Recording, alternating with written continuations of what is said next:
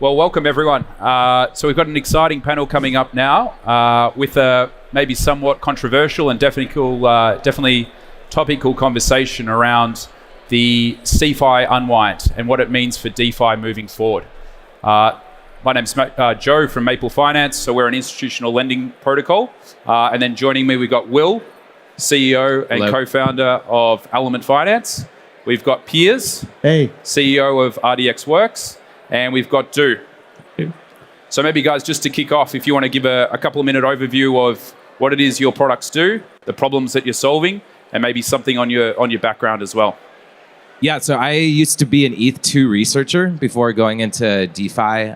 Me and my co-founder played a big part in a lot of the things involved in the merge. Some other aspects with what you see has sort of come in the latest developments on ETH2. So I'm the CEO and co-founder of Element Finance. Element Finance is essentially a yield stripping tool. So we take different yield positions in the market. Let's say like Maple Finance as an example that provides yield on the lending side.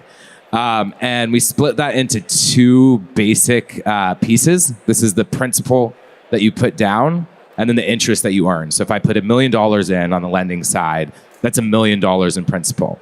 Any interest earned over the next 6 months, let's say, or a year, 10%, that would be collectible through these interest tokens, which are $100,000 in this case. And this enables a lot of interesting things. In particular, it allows us to take different variable positions in the market. We can boost the APY on top of that because we're essentially issuing these trading markets that are on these like interest tokens, variable side, but are also on the fixed rate side, which are these principal tokens. So we essentially facilitate fixed rate and variable interest markets that have a number of different pieces of utility with them. But yeah, that's the general overview on that. It allows as well a lot of people to be able to leverage into the interest on the variable side. And as a side effect, this sort of creates more conservative fixed rate instruments that are really good for treasuries, DAOs, institutions, people who are sort of hedging against interest rate drops, such as we saw recently in this aftermath. So, yeah. Cool. So I'm Piers Ridyard, CEO of RDX Works. RDX Works is a core developer of the decentralized finance protocol Radix. Radix is a layer 1 protocol focusing specifically on decentralized finance. It launched about a year ago, has a market cap of around $600 million. And we spent the last 3 years focusing in on a problem that we actually see in the crypto space universally, which is that it's basically really difficult to get developers building DeFi applications and Web3 applications. It's really difficult to get developers in the space because Solidity and the EVM are really unintuitive, difficult things to build with. And we still see huge amounts of hacks and exploits even after 2 or 3 years of building these kind of technologies. So what we did is we created a programming language called Scripto, which came out of the development with working with almost 1,000 DeFi developers and projects to get to something incredibly intuitive and incredibly safe to build with. That launched in December. It already has over 3,000 developers in the community. And today it went live on AlphaNet. And so you can now actually deploy test programs, test DeFi applications on top of Radix Ledger, which will then be going live on the mainnet next year. Yep. Good to see everyone. I see many kind of friends and familiar faces. So for StableNode, we help with the different governance, including, for example, Optimism, MakerDAO, and many others. And also beside StableNode, I'm also with a Maker as well, and then I'm helping as a delegate, so helping with the governance and proposals. So nice to meet everyone. Okay, great. And so I don't want to spend too much time on it, but obviously it's been well hyped, the crash of CeFi, but it has also been combined with some crashes on the DeFi side. We're all very familiar with Luna. And so wanted to get your guys' reflection on why it happened, but less maybe on the risk management side, and then that we know was abused, and more around the reflections that you guys have taken from it, and maybe some of the strategies that you had to implement in order to manage things for your protocols and the projects that you're working on. Yeah, I would say like at Element Finance, we never used any yield sources in the Terra Luna ecosystem. I think because when we were doing basic analysis on economic analysis on whether these things could be sustainable, we found that it clearly couldn't. So I think a lot of these, there were strong signals in that direction if you sort of just looked into it a bit deeper. I think that's one of the reasons why our platform has, generally maintained its safety, and it's sort of reconfirmed, when we look at different yield sources, we look at different attempts and approaches is to continue to do that due diligence that we've been doing. That's sort of our takeaway. But yeah. I think there's two things. Like on the CeFi side, there's clearly been a proving out of the importance of transparency. I like what you guys do with Maple and what you guys would do with Element. Have the ability to actually lend out to counterparties and not have that as a black box and have that on ledger has huge advantages, and you guys not having massive amounts of defaults versus things like 3AC and stuff like that is testament to that. However, DeFi has its own set of problems, which is basically hacks and exploits.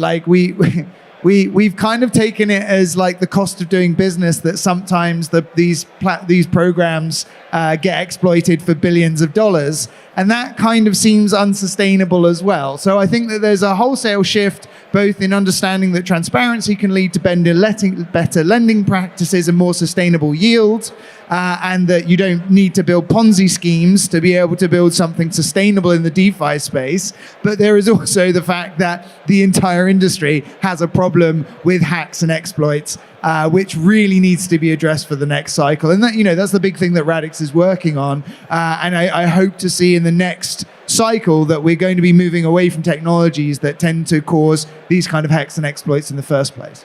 Yeah, I would say that especially those recent exploits as well as the incidents has kind of shown that within both crypto as well as traditional field as well as CeFi field have been very interconnected. And then especially what we saw was that not just this issue of transparency, but also the fact that liquidity was also not there, and a lot of times it was kind of locked. And so even if they want to solve their issues, they realize, for example, they put it in a different CeFi partners like 3AC or Celsius that also made the problem worse. So we definitely saw the industry became more interconnected. And for better or worse, that also meant that when there's an incident like this, the impact gets greater as well.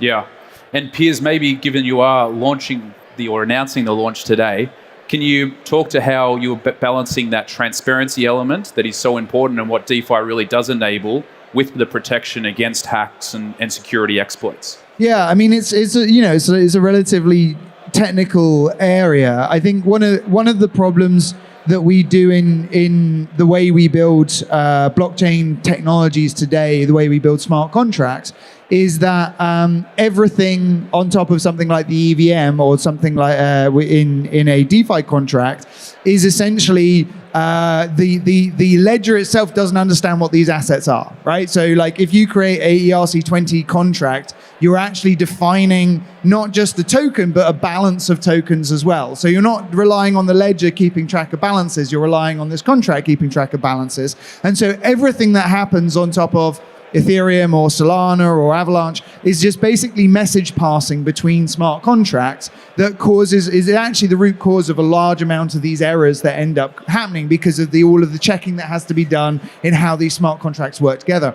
On Radix, what we do is we make the resources, the assets that you care about, a native function of the ledger, and then you end up being able to be much more secure in how you can handle asset transfers because the ledger actually understands what it's handling. So the ability to have things like reentrancy and recursion, the ability to actually make mistakes where you don't update one balance in one smart contract but do in another and end up accidentally transferring something to someone.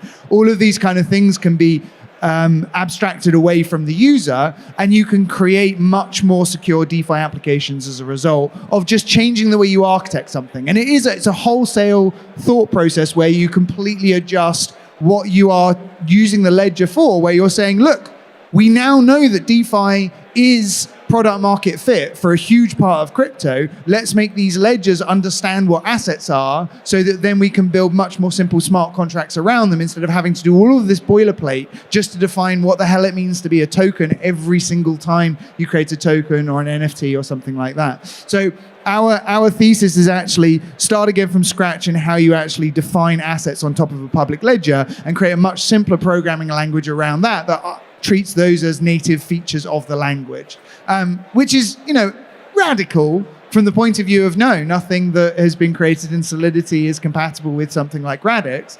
But once you get started, the intuitiveness means that you're able to build something like Uniswap or Aave very, very quickly. And we think those kind of tools, not only of the fact that it makes it more secure to build, but also makes it way easier to get developers into the space, right? Like getting a developer up to the speed to understand how all of this message passing and error checking and all that kind of stuff happens on top of Ethereum is really hard. Whereas if you can give people more intuitive tools, we can get more talent into the space and make it easier to build the incredible next generation of DeFi that is necessary to create more transparency on Ledger around more sophisticated financial products than we have today.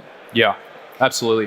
And I think, once you've got more developers coming into the space, and whether they're existing developers in banks or other financial institutions that don't have to learn Solidity or can interact with things more easily in languages and things that they understand, then product development comes and more participation, hopefully. Developers are the prerequisite for innovation in the space. Yeah, absolutely. And so would love to hear your thoughts on everyone talks about the highlights that the crash has had between the transparency elements of CeFi and DeFi, but what are you seeing in terms of the other things that have been highlighted from this crash and what this means for DeFi in terms of learnings that we can take moving forward? Yeah, I think there's a lot of learnings. So I think Piers touched on one, which is definitely being much more careful in auditing, the smart contracts that you have. Auditing is not just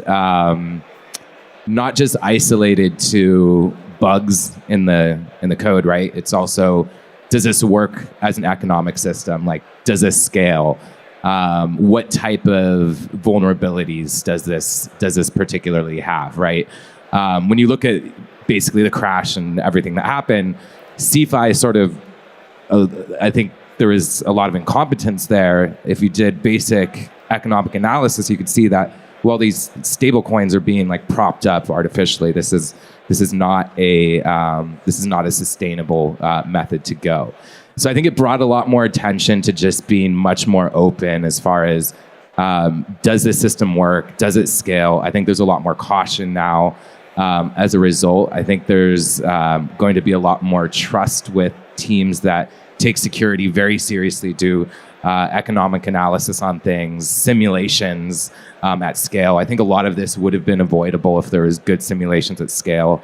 I think that is going to now be a much more important part of DeFi and everything in general. I also think it sort of begins separating some of the CeFi and DeFi systems as well. I think Terra Luna was an example of DeFi gone bad, and then we sort of saw CeFi gone bad, and you sort of saw what was left in the trenches is DeFi good, the things that sort of maintain themselves. And so this is a really good build cycle. You sort of saw after the crash in 2017 into 2018, 2019.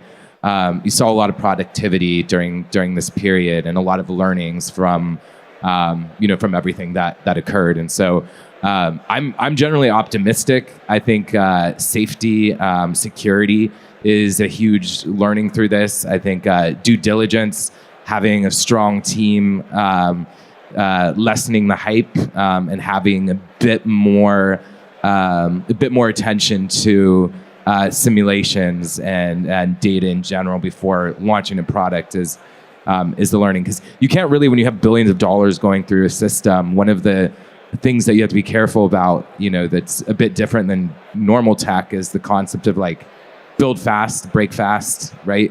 In this case, when you have lots of funds going through things, you need to be a bit more diligent. So, yeah. Got it. And as you and I are the only non-technical people on this stage now, what are your thoughts around the opportunity for DeFi in the real world? I know you work a lot, obviously, with Maker, and there's been a lot of discussion around real-world assets, how we can or can't bring them into the DeFi ecosystem. So I'd love to hear your thoughts on how that's going to progress and how we can accelerate that. Yeah, I mean, especially at the beginning stage of DeFi, a lot of interest for working with institutions was potentially taking advantage of DeFi's very high yield, especially back then, like DeFi summer, yields can be 8 to even 12%. I mean, Anchor, when it was functional, was 20%, right? So there was kind of the thesis that maybe we can bring those CeFi and also institution into DeFi to take advantage of it. But then especially recently with what's happening, that a lot of yield on DeFi has been very low.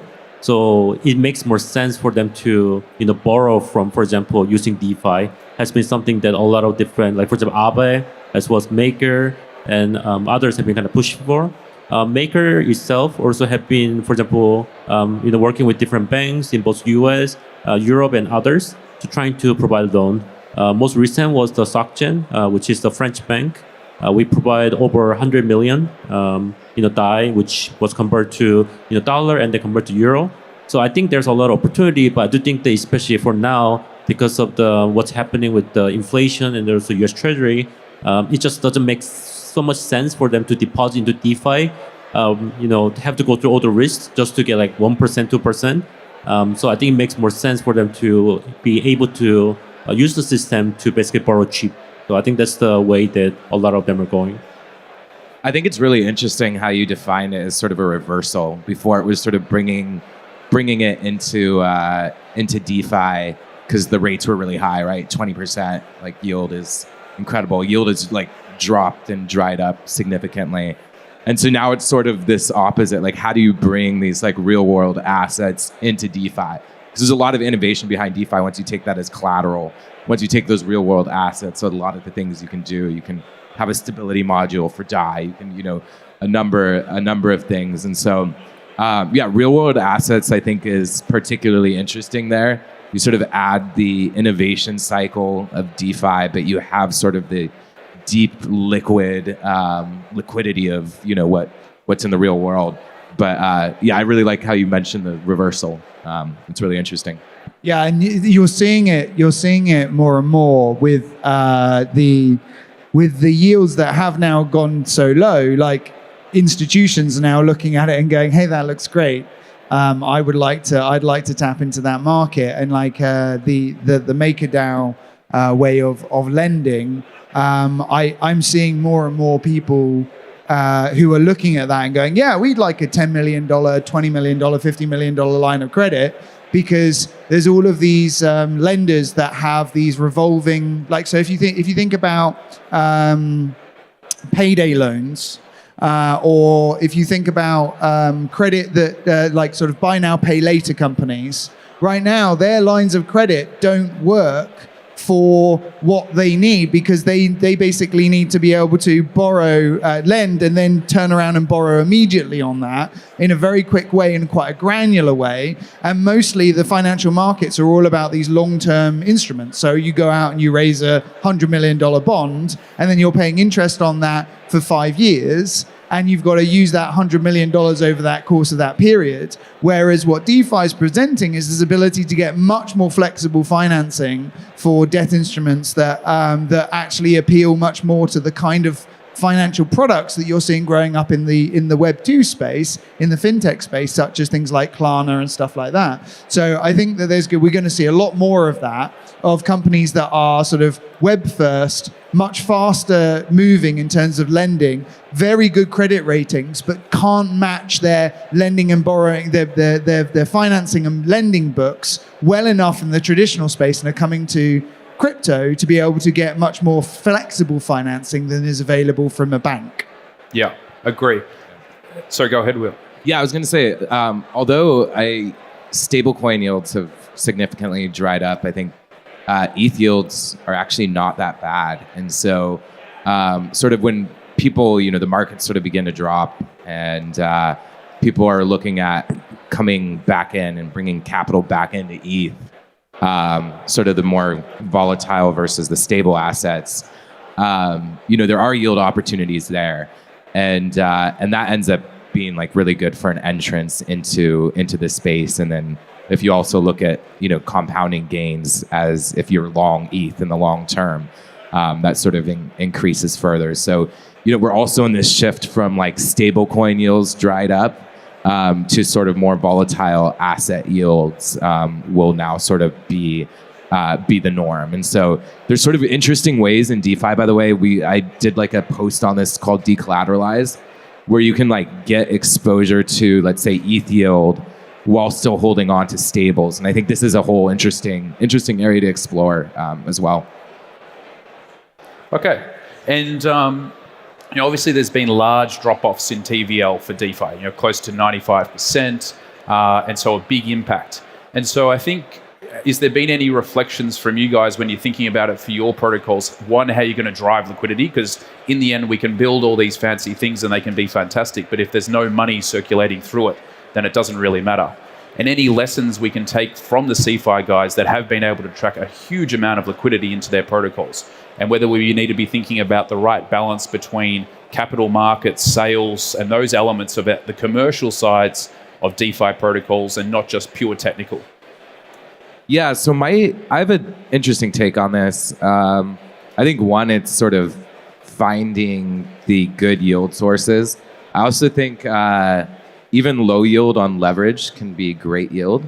So this is something that we've sort of been playing with. So we're working on like a V2 and sort of prioritize like a dual-sided leveraging market that's actually sustainable, and then also looking at like strong, good, what we consider sustainable yield sources such as Maple.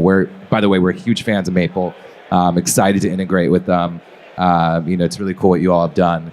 So that's sort of my take on that. Yeah. I think that I think basically we're now going into a build cycle like we do every 4 years, and there's going to be a question of where yield is coming from for the next cycle. I don't know that that's clear yet. I think that a lot of what we're focusing on is giving people safe places and abilities to be able to play with as many different business models as possible, including looking more at regulated finance. So one of the things that we built is something called Instapass, which is a AML KYC compliance stack that you can use with your platform to be able to create more easily an experiment in, for example, regulated yield farms or something like that. Now, the reason that I'm hesitant to say this is where yield is going to come from. This is clearly going to be coming from more sophisticated sources. It's clearly going to be coming from sort of more like I was talking about before, sort of like traditional credit markets, traditional bond markets, like places, money market funds where people are looking for being able to more granularly match the kind of product types that they need. But ultimately, I think we're going to be going through a period of working out how to build these new product types on top of public ledgers. And there's going to be a bunch of experiments, there's going to be a bunch of failures. And I think that's what this time is for. So mostly what we focus on is making bridging into protocols as easy as possible, with as many asset types as possible, making it as easy as possible for DeFi developers to add on things like regulation to their platform, and making and focusing on educating the next generation of DeFi builders, as specifically getting as many of those from the traditional finance space as possible, so that they can be bringing in their own learnings of how they've been building in the traditional finance space. But ultimately, I think that this is going to be a hard, 1-2 year period of working out what the next way of building a scalable, yield generating platform is. And what you guys are doing in Maple, for example, with market makers and stuff like that, that's clearly good sources of yield, but it needs to expand beyond our market as it is today. And that's going to be a lot of experimentation and failure before we work out what that looks like. Yeah.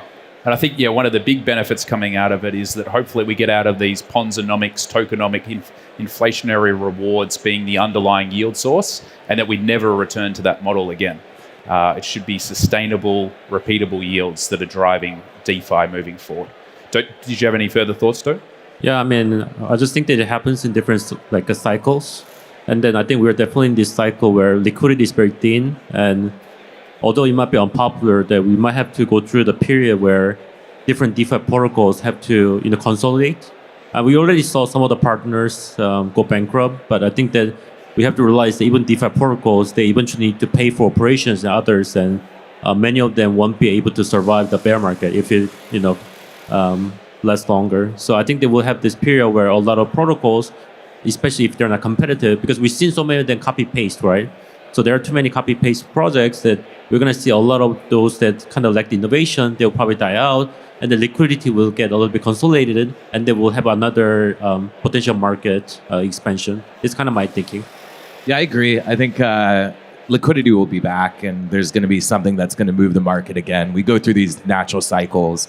They tend to shorten each time, but I love the move on more sustainable yield, and there's a lot of things on that. There's RWAs, lending systems that make sense. I think even just like core validator positions, right? Like you look at something like staked ETH or on other core layer 1 chains that come out. Validator positions is a huge part. MEV extraction. I actually think that'll sort of just merge in with like validator positions as a whole. But yeah, I think those are some cool things that'll come out of it as well. But I agree, cycles, I think the liquidity will come back. It's just we're in, the beginnings of a despair cycle, right? Yeah. And so maybe with the last few minutes we have left, we're sitting here, token 2049 in 5 years' time. What do we think the state of crypto finance is going to be? Will CeFi exist? And what will be the balance, if it does, between CeFi and DeFi and the broader crypto finance economy? Yeah, I think DeFi is going to massively innovate over the next couple of years. It always does in a bear. I think we're going to see some crazy things we don't expect. I think CeFi will ultimately sort of transform into regulated DeFi. So like the core underlying nature of protocols underneath are sort of, they don't have an opinion.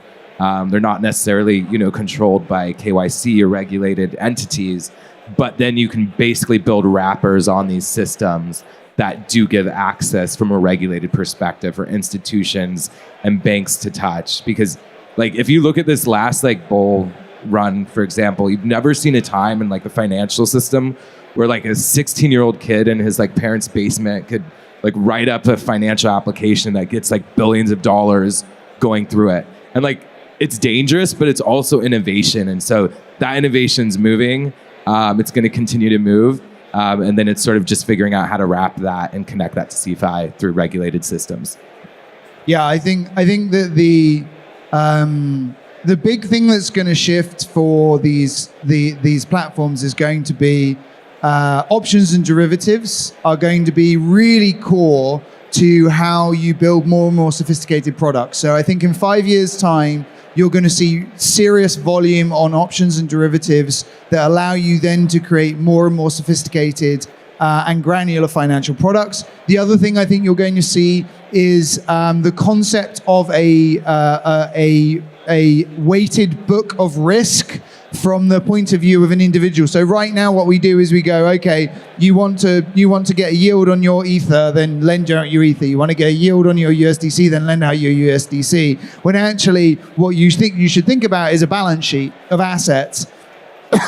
And if you can create risk models that work around balance sheets of assets, then you can do much more sophisticated things about things like rehypothecation or prime brokerage or things like that, which is going to, again, lead to this ability to create more and more sophisticated financial products that end up looking more and more like the world that we see today. So I think that in 5 years' time, it's quite likely that DAOs will look increasingly like they have balance sheets like banks, even though they won't be called banks, and that those DAOs will be able to do sophisticated things within DeFi that allow them to generate yield for their in the holders of the DAOs, but use the financial products that are available, such as derivatives and options, as well as more sophisticated yield sources, to be able to create blended products that increasingly look like financial institutions. Yeah, I actually think that they will be working in a parallel, because I do think that there will be more sophisticated product, but we're also going to see actually products that's very easy for people to use that they don't even realize that it's blockchain in a way. Like we already seen compared to, for example, 2017 or 16, like some might remember Ether Delta or like even early version of Maker. It was very difficult to use, but then now it's much easier. And I can imagine that we're gonna have people who are like using for, like people who are able to understand and use it, and then we have people who are basically like basically DeFi becomes part of their life and they don't even realize it. I think it's kind of my vision, and I think that, kind of my thinking in the future. Certainly hope so, Do. So that brings us to the end of the panel. Big round of applause for our guests.